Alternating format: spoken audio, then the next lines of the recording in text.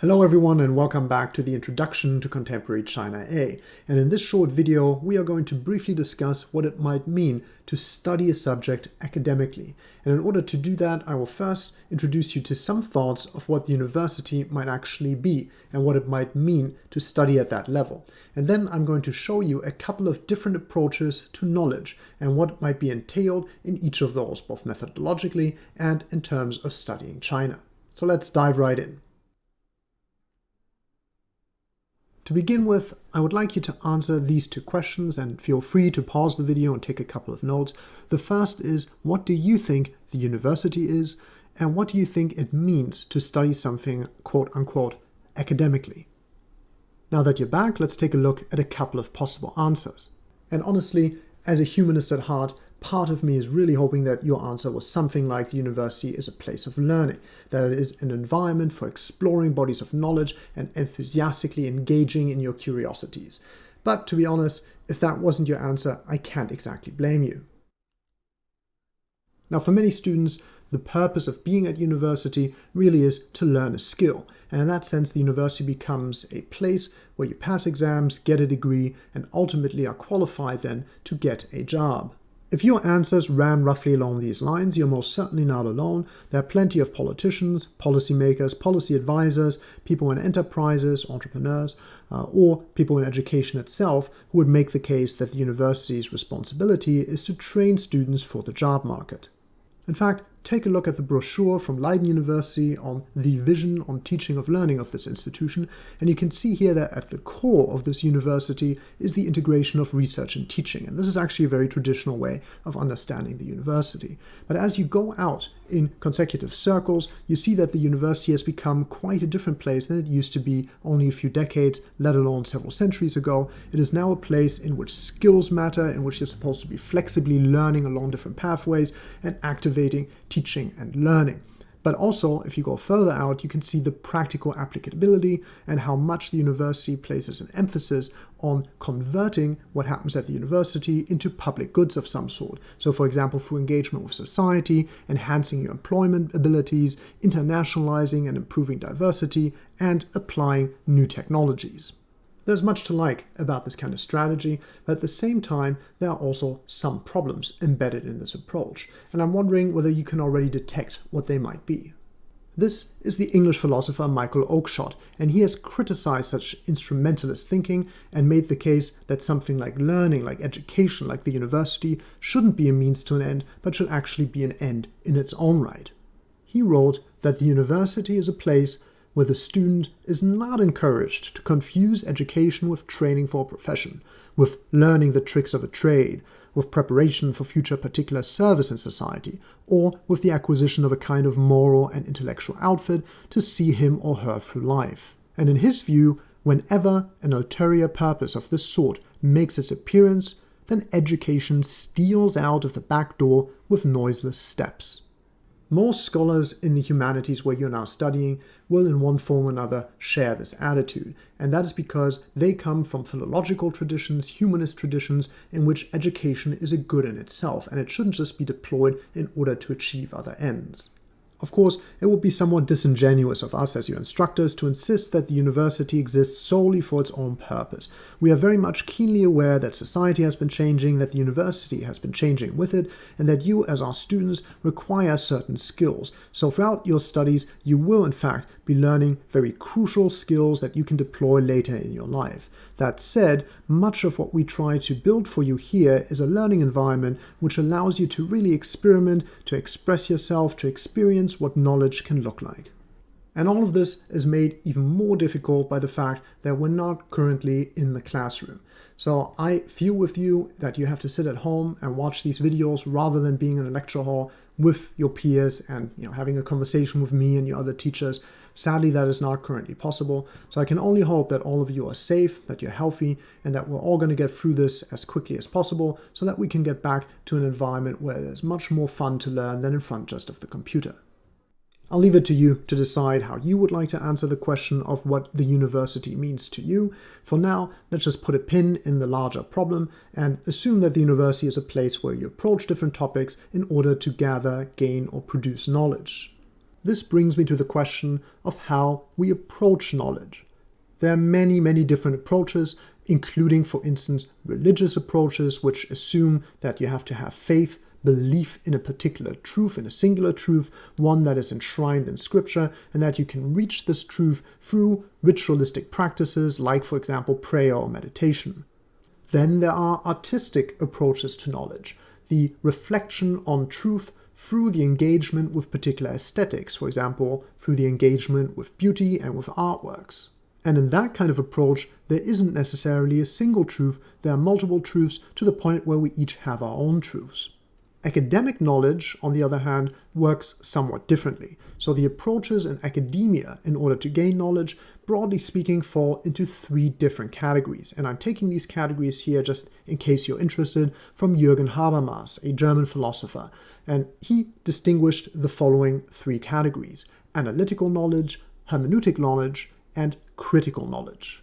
I have drawn them up here as a triangle to make the point that it's not so much a choice in which corner you fall, but a choice where along these different lines of the triangle, or even inside the triangle, you might be positioned in particular parts of your studies. So you can combine these different approaches, all of them are academic in one way or another. What all of these approaches share is a general appreciation of critical thinking, usually an appreciation of empirical work that looks at the actual situation in the world, and some kind of attitude that reflects on that in hopefully a transparent way that can be shared with a broader range of people. So what then is the difference between these 3 approaches, the analytical, the hermeneutic, and the critical attitude towards knowledge? Well, it is a matter of what kinds of questions they ask of their subject matter. Analytical approaches tend to ask how something works. Their goal is to explain our world. This is the kind of approach you see most commonly in the natural sciences and to some extent also in the social sciences. Hermeneutic approaches tend to start with a question and then move their way outwards in concentric circles in order to map out what different sources might say in order to answer that question, in the full knowledge that there is no single answer to that question, that is more about the process of gaining all these different perspectives in order to gain understanding. This then is the approach most commonly used in the humanities. And then there are critical approaches to knowledge, critical theory, and this is an approach that puts normative questions at the center of its endeavor. So it asks, how do we make society a better place? How do inequalities and injustices work? How does power work? And how can we as scholars and as citizens intervene to create a better society for everyone? So in short, analytical approaches try to explain, hermeneutic approaches try to understand, and critical approaches try to judge. This then also leads to rather different methodological approaches, so what academics do in practice in order to satisfy their curiosity. Analytical approaches tend to take a positivist stand, which means that they treat the world out there as real and as measurable, and that they use both quantitative and qualitative methodologies in order to assess how things actually work. Such positivist work usually then also insists that there is one correct answer to a problem, and it treats most problems as puzzles that can be solved. A hermeneutical approach, on the other hand, tends to be interpretive, and that means that it looks at various sources, whether textual or visual, and takes a qualitative approach to trying to understand what informed the different positions in these sources and how a multitude of different perspectives can help us understand a particular issue. So in that framework, the assumption is that there isn't necessarily a singular truth, and that our goal shouldn't be to try and solve puzzles, but to address mysteries. The idea here is to try and figure out what is going on. Finally, the critical approach, the normative approach, tends to be fairly eclectic in the kind of methods it uses. The goal here is to generate interventions into society, so where often enough the analysts and the hermeneutic tradition scholars tend to stand aside from the topics to some degree and try to look at things somewhat from the outside, critical scholars tend to try to embed themselves and be activists about their methodologies. That also means that they often participate in what it is they're trying to understand, and that they already provide advice on how to do things better. Now again, None of these approaches are inherently right or wrong. They are all valid approaches to knowledge, and most scholars tend to be somewhere in between these various different strategies for how to gain knowledge. And that means that you yourself can also mix and match from these approaches depending on what question you have or what project you're working on. All of this has been fairly abstract, so let's just take a quick look at how analytical, hermeneutic, and critical scholarship would each approach a fundamental question that we have this week, and that is, what is China? An analytical approach would try to answer this question with various kinds of, very often, quantitative data, for example, through surveys, through statistical analysis, and to show us, for instance, how China has changed in the past years. This 2013 infographic by the EU Commission tries to make sense of China in such an analytical framework by gathering data from all sorts of different indicators and trying to tell a story of what China is today.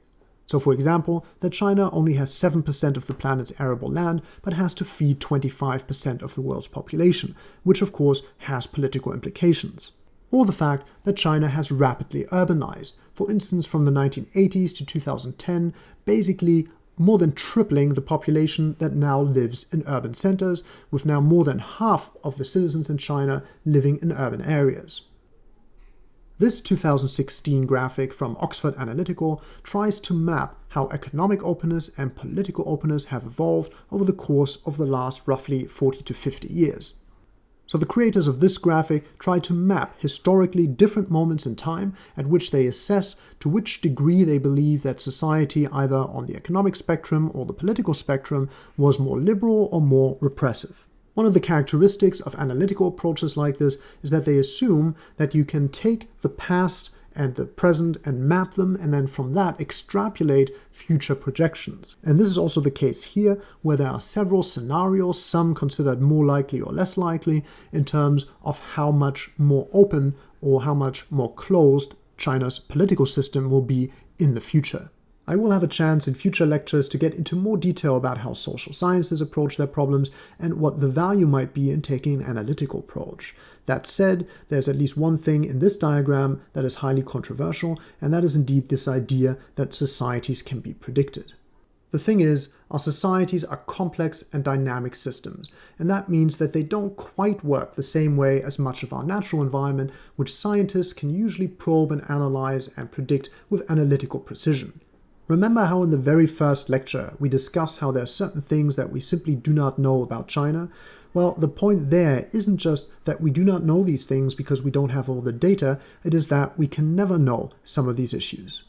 So we live in an extremely uncertain world today, and in a time where it is very difficult to find correct and precise answers to the problems and crises we face. If you just need one example, take a look at the complexities involved in the coronavirus crisis and how impossible it is to predict how risk works in a time of crisis of that sort. Now, I can recommend for you, if you're interested in this kind of topic, the book Radical Uncertainty by John Kay and Mervyn King. I will not go into more detail about uncertainty. I have a lecture specifically on crises and crisis management in the second year. For now, let us turn to the hermeneutical approach to trying to understand China. Hermeneutics is interested in meaning, so the question here would be, for instance, how does history get deployed in the present in order to make sense of the world? What role does art and traditional philosophy play in contemporary China? Or what role does contemporary architecture play in the imaginations of people of how they view progress and development in their country? This approach is also interested in people and what they do. So we could legitimately ask, how do, for instance, young people spend their day in China? What are their activities like? How do they view the world? How do they think about things? Or, to give another example, what is it like living in rural China, in the countryside? What is it like to live with poverty in Chinese destitute regions? As you can see, these are the sort of questions where numbers can only help us so far. And that is why in the humanities, many scholars look to sources of, for example, what people write, how they speak, what kind of art they produce, and what kind of culture they make. Finally, a critical approach to China might ask about representations of China. So the question here isn't so much what is China actually like, but how do people themselves view and portray China? This includes people inside China, so how do they make sense of their own nation? How do they position the Chinese nation vis-a-vis other nations, like for example Japan? But also, how do foreign nations, foreign publishers, foreign policymakers make sense of China and shape their own policy approaches through particular lenses? This, for instance, is a newspaper cover from a very famous German news magazine called The Spiegel, and here you can see how The Spiegel is trying to describe China as an unpredictable superpower. And as if the headline wasn't already worrying enough, we have here a picture of, at the time, 2008, the Olympic torch, and the torch flame is not just a regular flame, it is a dragon. And we have the Chinese flag in the background with red and golden stars, which in China is unproblematic, but which in a German context might just remind people that we are looking at a communist nation state. A critical approach to this kind of representation would ask, first of all, is this actually an accurate representation? But maybe more importantly, is it a fair representation? And so, again, critical theory, interested in justice, more maybe than empirical correctness, would say that this is a simplification, it uses all sorts of stereotypes, and it leverages these stereotypes in order to construct a threat perception.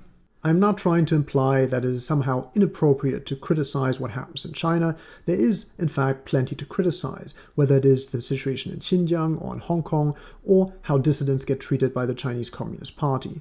Having said that, this particular news magazine provides a wholly simplistic and entirely negative view of China using a lot of stereotypes, and that is not conducive to a broader and deeper understanding. We may then also have to ask who benefits from this kind of representation. So in this case, that might be the corporation that is producing this material and that makes money off the fact that people are buying scary stories. And an interesting follow-up question would then be, what are the effects of these representations? How widespread are some of these stereotypes, and do they find their way back into policy making and economic decisions, which might then be informed by the wrong parameters? So these are the kind of things that a critical approach would ask, and you can again see here how probably the sort of questions that you might have about China fit somewhere inside that triangle, and I would encourage you to try and experiment throughout your studies with each of these approaches. I hope that you have enjoyed the short video introduction to knowledge and to academic work. In the next video, we will be turning to area studies as a discipline, and as you will see there, critical theory also lies at the heart of that endeavor. So I'll see you then.